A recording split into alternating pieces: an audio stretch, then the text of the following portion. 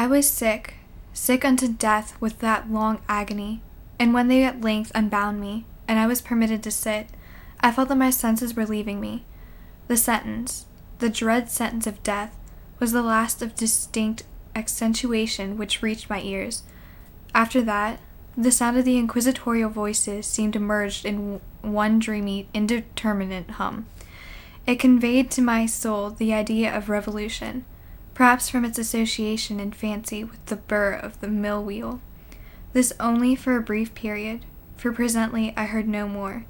Yet for a while I saw, but with how terrible an exaggeration, I saw the lips of the black-robed judges. They appeared to me white, whiter than the sheet upon which I traced these words, and thin even to grotesqueness, thin with the intensity of their expression of firmness, of immovable resolution, of stern contempt of human torture. I saw that the decrees of what to me was fate were still issuing from those lips.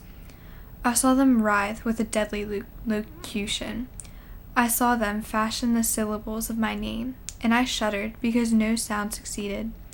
I saw, too, for a few moments of delirious horror, the soft and nearly imperceptible waving of the sable draperies which enwrapped the walls of the apartment. And then my vision fell upon the 7 tall candles upon the table. At first they wore the aspect of charity, and seemed white, slender angels who would save me. But then, all at once, there came a most deadly nausea over my spirit, and I felt every fiber in my frame thrill as if I had touched the wire of a galvanic battery, while the angel forms became meaningless specters with heads of flame, and I saw that from them there would be no help. And then there stole into my fancy, like a rich musical note, the thought of what sweet rest must be in the grave. The thought came gently and stealthily, and it seemed long before it attained full appreciation. But just as my spirit came at length properly to feel and entertain it, the figures of the judges vanished, as if magically, from before me. The tall candles sank into nothingness. Their flames went out utterly. The blackness of darkness supervened. All sensations appeared swallowed up in a mad rushing descent as of the soul into Hades. Then silence, and stillness, and night were the universe. I had swooned, but still will not say that all of the consciousness was lost. What of it there remained, I will not attempt to define, or even to describe. Yet all was not lost. In the deepest slumber, no. In delirium, no. In a swoon, no. In death, no. Even in the grave, all is not lost. Else there is no immortality for man.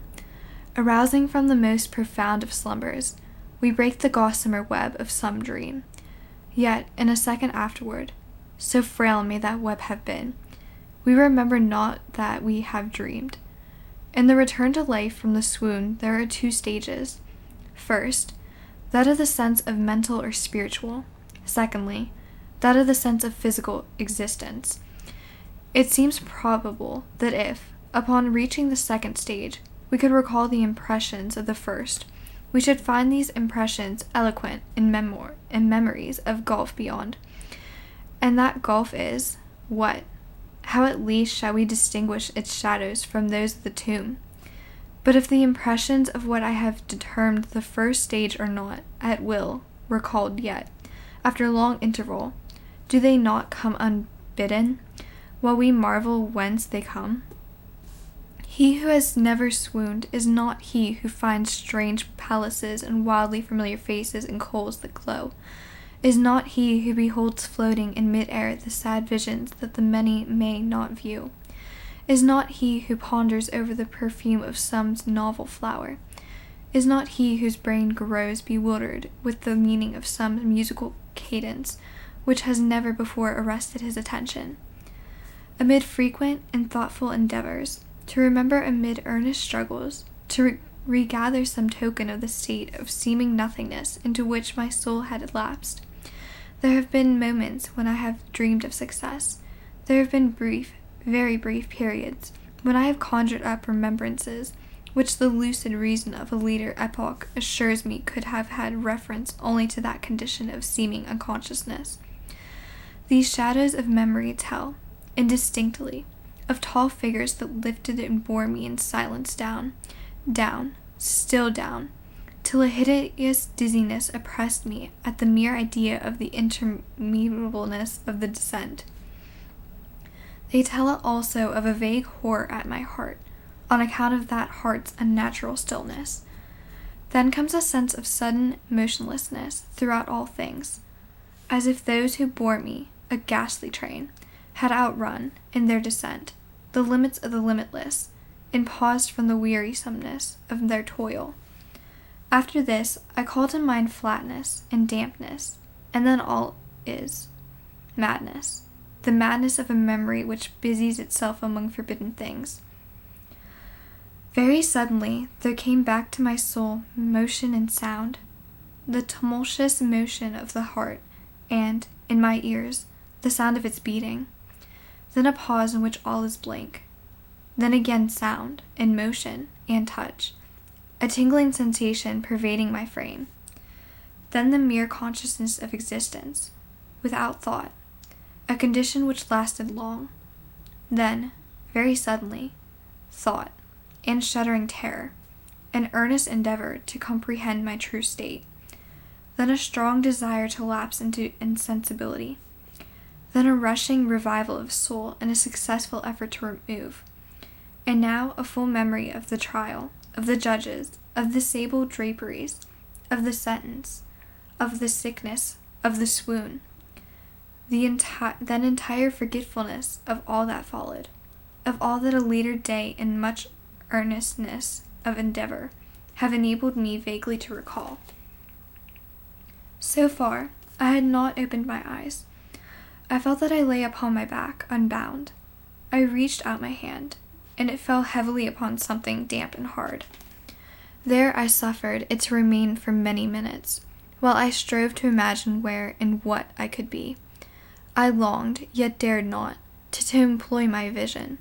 I dreaded the first glance at objects around me. It was not that I feared to look upon things horrible, but that I grew aghast lest there should be nothing to see. At length, with a wild desperation at heart, I quickly unclosed my eyes. My worst thoughts, then, were confirmed. The blackness of eternal night encompassed me. I struggled for breath. The intensity of the darkness seemed to oppress and stifle me. The atmosphere was intolerably close.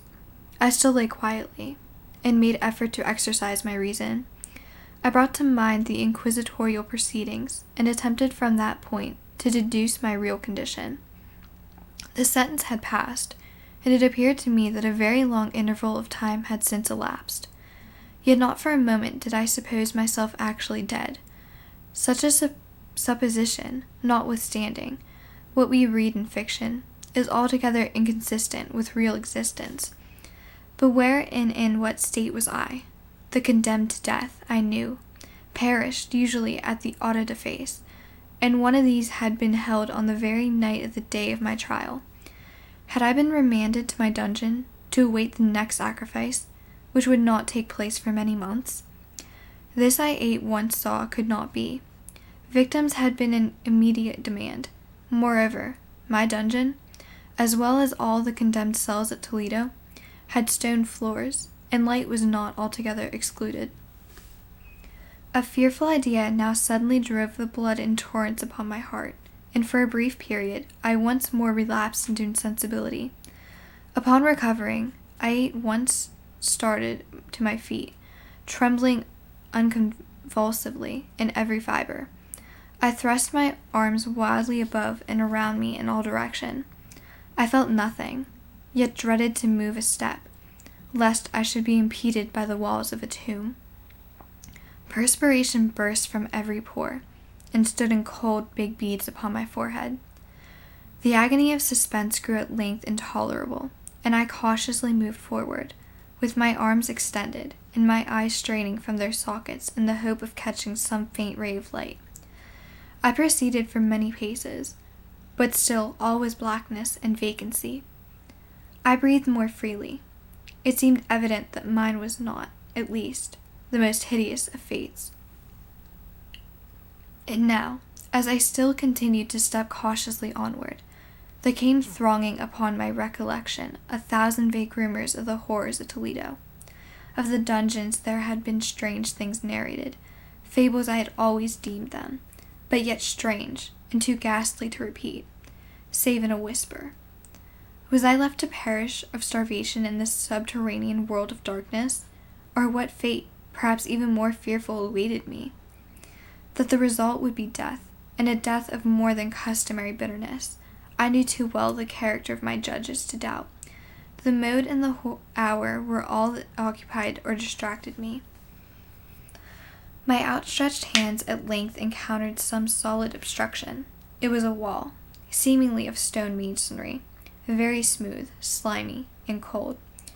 I followed it up, stepping with all the careful distrust with which certain antique narratives had inspired me. This process, however, afforded me no means of ascertaining the dimensions of my dungeon, as I might make its circuit and return to the point whence I set out without being aware of the fact, so perfectly uniform seemed the wall.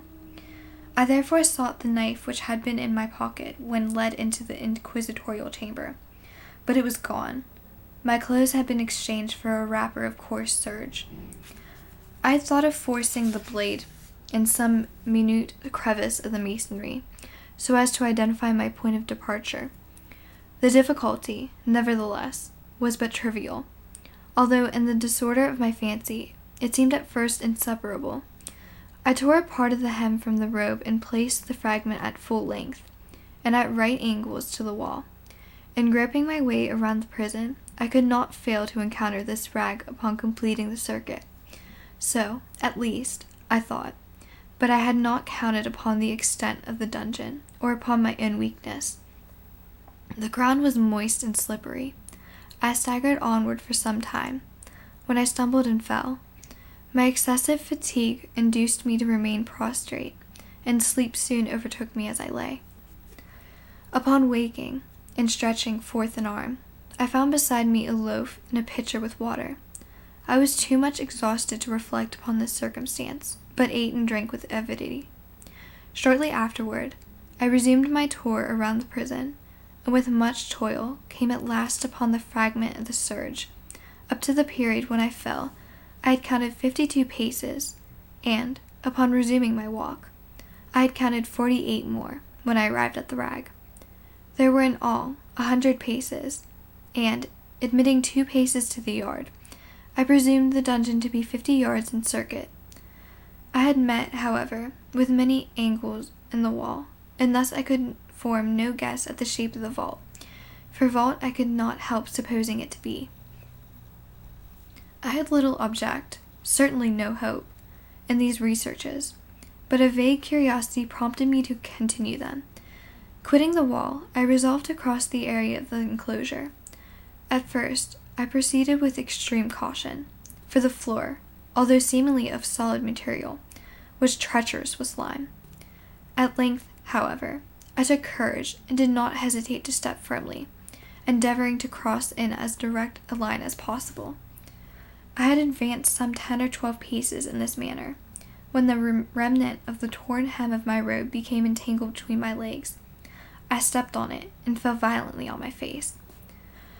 In the confusion attending my fall, I did not immediately apprehend of somewhat startling circumstance, which yet, in a few seconds afterward, and while I still lay prostrate, arrested my attention. It was this: my chin rested upon the floor of the prison, but my lips, and the upper portion of my head, although seemingly at less elevation than the chin, touched nothing. At the same time, my forehead seemed bathed in a clammy vapor, and the peculiar smell of decayed fungus arose to my nostrils. I put forward my arm, and shuddered to find that I had fallen at the very brink of a circular pit, whose extent, of course, I had no means of ascertaining at the moment. Groping about the masonry just below the margin, I succeeded in dislodging a small fragment, and let it fall into the abyss. For many seconds I hearkened to its reverberations as it dashed against the sides of the chasm in its descent. At length there was a sullen plunge into water, succeeded by loud echoes. At the same moment, there came a sound resembling the quick opening and as rapid closing of a door overhead, while a faint gleam of light flashed suddenly through the gloom, and as suddenly faded away. I saw clearly the doom which had been prepared for me, and congratulated myself upon the timely accident by which I had escaped. Another step before my fall, and the world had seen me no more, and the death just avoided was of that very character which I had regarded as fabulous and frivolous in the tales respecting the Inquisition. To the victims of its tyranny, there was the choice death with its direct physical agonies, or death with its most hideous moral horrors. I had been reserved for the latter.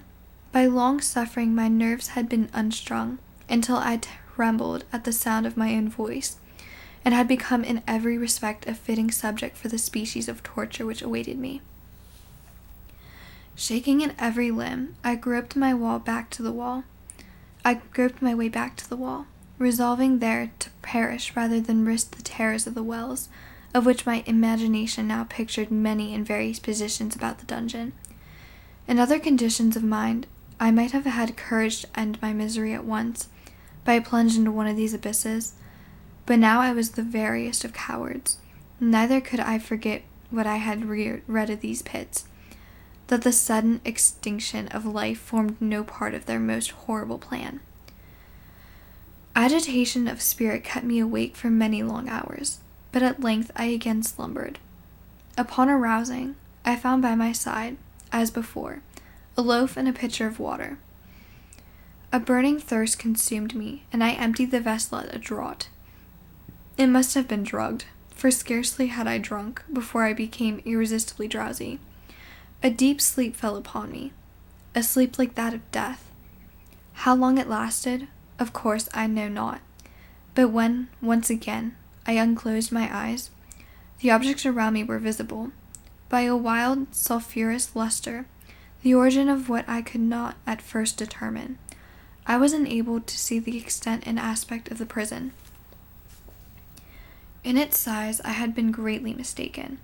The whole circuit of its walls did not exceed 25 yards. For some minutes this fact occasioned me a world of vain trouble.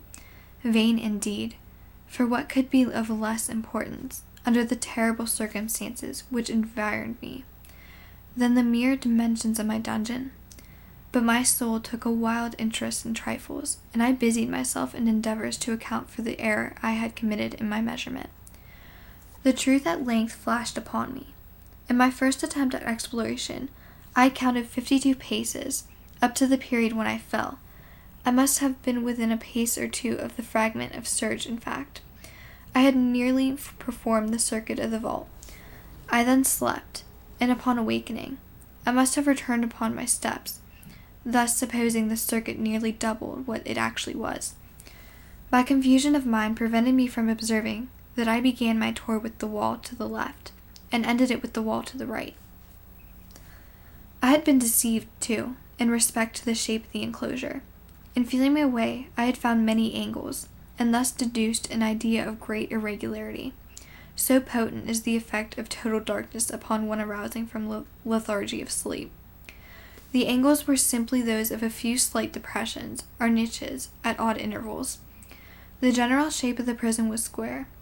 What I had taken for masonry seemed now to be iron, or some other metal, in huge plates, whose sutures or joints occasioned the depression. The entire surface of this metallic enclosure was rudely daubed in all the hideous and repulsive devices to which the charnel superstition of the monks has given rise.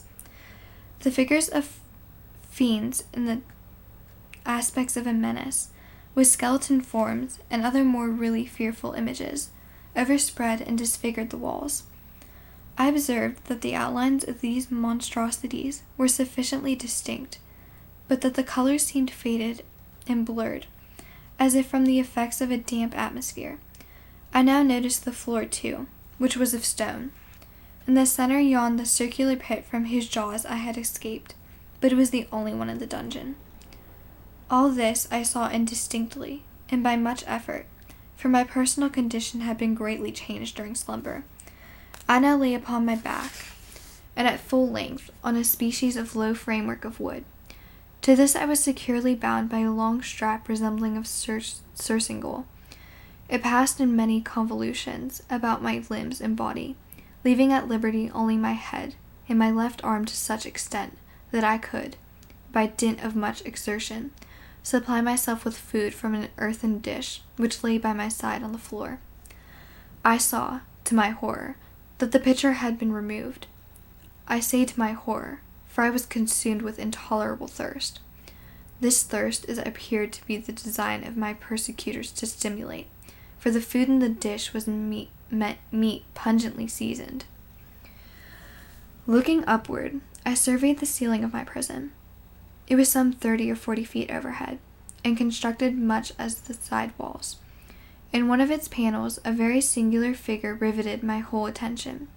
It was the painted figure of Time, as he is commonly represented, save that, in lieu of a scythe, he held what, at a casual glance, I suppose to be the pictured image of a huge pendulum, such as we see on antique clocks. There was something, however, in the appearance of this machine which caused me to regard it more attentively, while I gazed directly upward at it, for its position was immediately over my own. I fancied that I saw it in motion, and an instant afterward the fancy was confirmed. Its sweep was brief, and of course slow. I watched it for some minutes somewhat in fear, but more in wonder. Wearied at length with observing its dull movement, I turned my eyes upon the other objects in the cell. A slight noise attracted my notice, and, looking to the floor, I saw several enormous rats traversing it. They had issued from the well, which lay just within view to my right. Even then, while I gazed, they came up in troops, hurriedly, with ravenous eyes, allured by the scent of the meat. From this it required much effort and attention to scare them away. It might have been half an hour, perhaps even an hour, for I could take but imperfect note of time, before I again cast my eyes upward. What I then saw confounded and amazed me. The sweep of the pendulum had increased in extent by nearly a yard.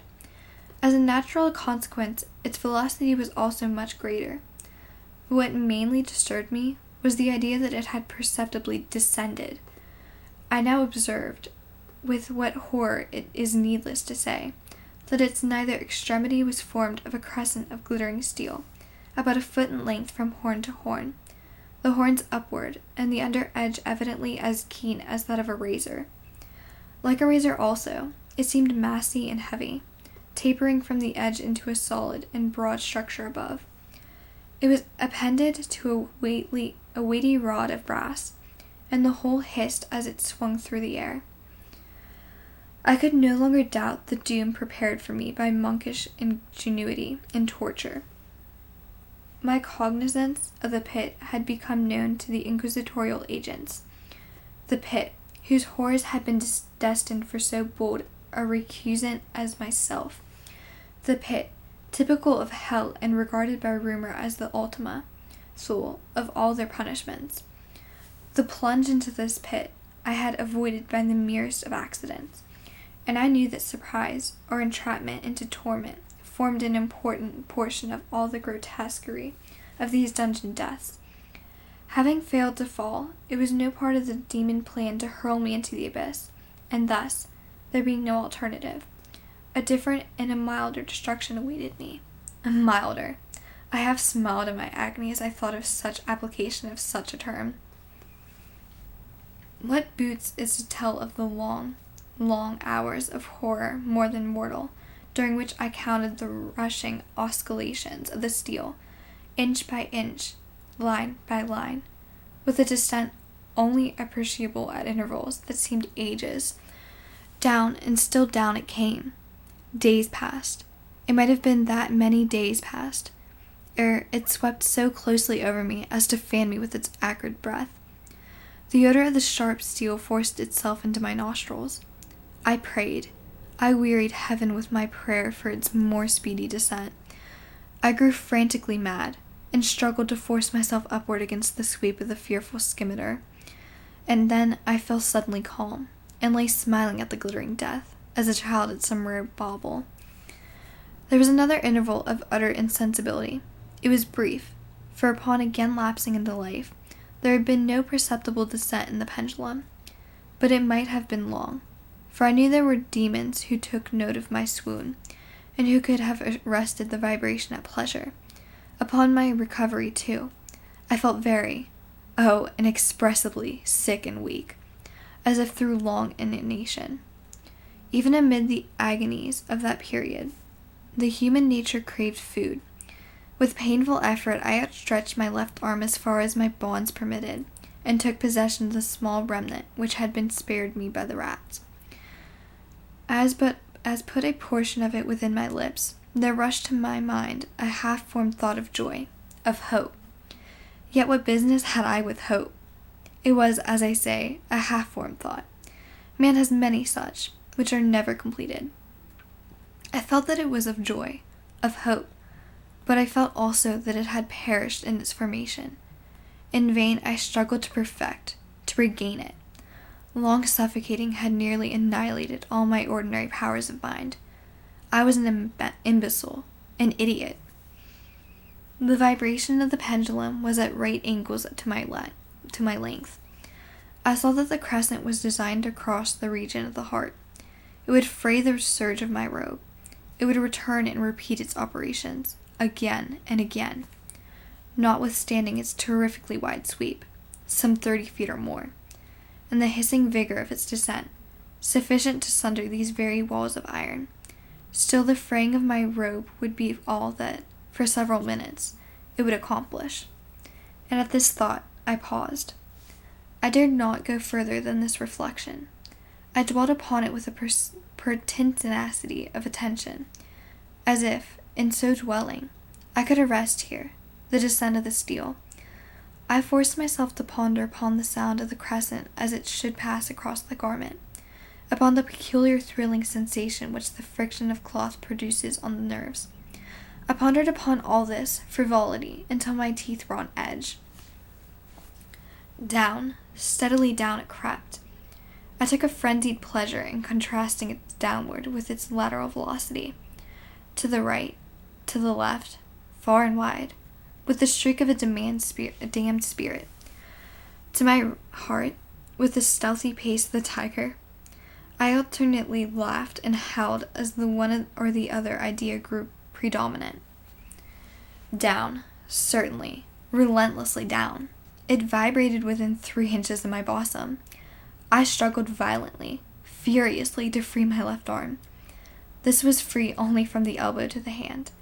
I could reach the latter, from the platter beside me, to my mouth, with great effort, but no further. Could I have broken the fastenings above the elbow, I would have seized and attempted to arrest the pendulum. I might as well have attempted to arrest an avalanche. Down, still unceasingly, still inevitably down. I gasped and struggled at each vibration. I shrunk convulsively at its every sweep. My eyes followed its outward or upward whirls with the eagerness of the most unmeaning despair. They closed themselves spasmodically at the descent, although death would have been a relief. Oh, how unspeakable! Still I quivered in every nerve to think of how a slight sinking of the machinery would precipitate that keen, glistening axe upon my bosom. It was hope that promoted the nerve to quiver, the frame to shrink. It was hope, the hope that triumphs on the rack, that whispers to death condemned even in the dungeons of the Inquisition. I saw that some 10 or 12 vibrations would bring the steel in actual contact with my robe, and with this observation, there suddenly came over my spirit all the keen, collected calmness of despair. For the first time during many hours, or perhaps days, I thought. It now occurred to me that the bandage or surcingle which enveloped me was unique. I was tied by no separate cord. The first stroke of the razor-like crescent athwart any portion of the band would so detach it that it might be unwound from my person by means of my left hand. But how fearful, in that case, the proximity of the steel! The result of the slightest struggle, How deadly! Was it likely, moreover, that the minions of the torturer had not foreseen and provided for this possibility? Was it probable that the bandage crossed my bosom in the track of the pendulum? Dreading to find my fate, and, as it seemed, my last hope frustrated, I so far elevated my head as to obtain a distinct view of my breast. The surcingle enveloped my limbs and body close in all directions, save in the path of the destroying crescent.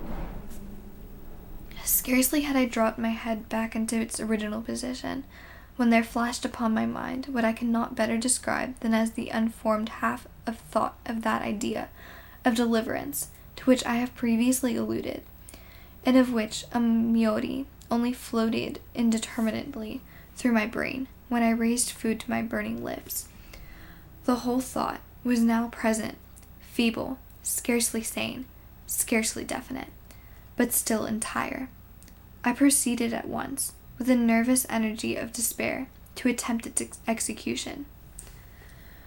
For many hours the immediate vicinity of the low framework upon which I lay had been literally swarming with rats. They were wild, bold, ravenous. Their red eyes glared upon me as if they waited but for motionlessness on my part to make me their prey. To what food, I thought, have they been accustomed in the well? They had devoured, in spite of all my efforts to prevent them, all but a small remnant of the contents of the dish. I had fallen into a habitual seesaw or wave of the hand about the platter, and at length the unconscious uniformity of the movement deprived it of effect, and their voracity. The vermin frequently fastened their sharp fangs in my fingers. With the particles of the oily and spicy viand, which now remained, I thoroughly rubbed the bandage wherever I could reach it. Then, raising my hand from the floor, I lay breathlessly still. At first, the ravenous animals were startled and terrified at the change, at the cessation of movement. They shrank alarmingly back. Many sought the well, but this was only for a moment. I had not counted in vain upon their voracity. Observing that I remained without motion, one or two of the boldest leaped upon the framework, and smelt at the surcingle. This seemed the signal for a general rush. Forth from the well they hurried in fresh troops. They clung to the wood. They overran it, and leaped in hundreds upon my person. The measured movement of the pendulum disturbed them not at all. Avoiding its strokes, they busied themselves with the anointed bandage. They pressed, they swarmed upon me in every accumulating heaps. They writhed upon my throat. Their cold lips sought my own. I was half stifled by their thronging pressure. Disgust, for which the world has no name, swelled my bosom and chilled with a heavy clamminess my heart. Yet 1 minute, and I felt that the struggle would be over. Plainly I perceived the loosening of the bandage. I knew that in more than one place it must be already severed. With a more than human resolution I lay still. Nor had I erred in my calculations, nor had I endured in vain. I at length felt that I was free. The surcingle hung in ribbons from my body, but the stroke of the pendulum already pressed upon my bosom. It had divided the serge of the robe. It had cut through the linen beneath. Twice again it swung, and a sharp sense of pain shot through every nerve. But the moment of escape had arrived. At a wave of my hand, my deliverers hurried tumultuously away, with a steady movement, cautious, sidelong, shrinking and slow. I slid from the embrace of the bandage and beyond the reach of the scimitar. For the moment, at least, I was free. Free, and in the grasp of the Inquisition. I had scarcely stepped away from wooden bed of horror upon the stone floor of the prison, when the motion of the hellish machine ceased, and I beheld it drawn up, by some invisible force, through the ceiling. This was a lesson which I took desperately to heart. My every motion was undoubtedly watched. Free? I had but escaped death in one form of agony, to be delivered unto worse than death in some other. With that thought, I rolled my eyes nervously around on the barriers of iron that hemmed me in. Something unusual, some change which, At first, I could not appreciate distinctly. It was obvious, had taken place in the apartment. For many minutes of a dreamy and trembling abstraction, I busied myself in vain, unconnected conjure. During this period, I became aware for the first time of the origin of the sulphurous light which illuminated the cell. It proceeded from a fissure about half an inch in width, extending entirely around the prison at the base of the walls, which thus appeared and were completely separated from the floor. I endeavored, but of course in vain, to look through the aperture. As I arose from the attempt, the mystery of the alteration in the chamber broke at once upon my understanding. I have observed that, although the outlines of the figures upon the walls were sufficiently distinct, yet the colors seemed blurred and indefinite. These colors had now assumed, and were momentarily assuming, a startling and most intense brilliancy, that gave to the spectral and fiendish portraitures an aspect that might have thrilled even firmer nerves than mine. Demon eyes, of a wild and ghastly vivacity, glared upon me in 1,000 directions, where none had been visible before, and gleamed with the lurid luster of a fire that I could not force my imagination to regard as unreal. Unreal! Even while I breathed there came to my nostrils the breath of vapor and heated iron. A suffocating odor pervaded that prison. A deeper glow settled each moment in the eyes that glared at my agonies. A richer tint of crimson diffused itself over the pictured horrors of blood. I panted. I gasped for breath. There could be no doubt of the design of my tormentors. Oh, most unrelenting! Oh, most demonic of men! I shrank from the glowing metal to the center of the cell. Amid the thought of the fiery destruction that impended, the idea of the coolness of the well came over my soul like balm. I rushed to its deadly brink. I threw my straining vision below. The glare from the enkindled roof illuminated its inmost recesses. Yet, for a wild moment, did my spirit refuse to comprehend the meaning of what I saw. At length it wrestled its way into my soul.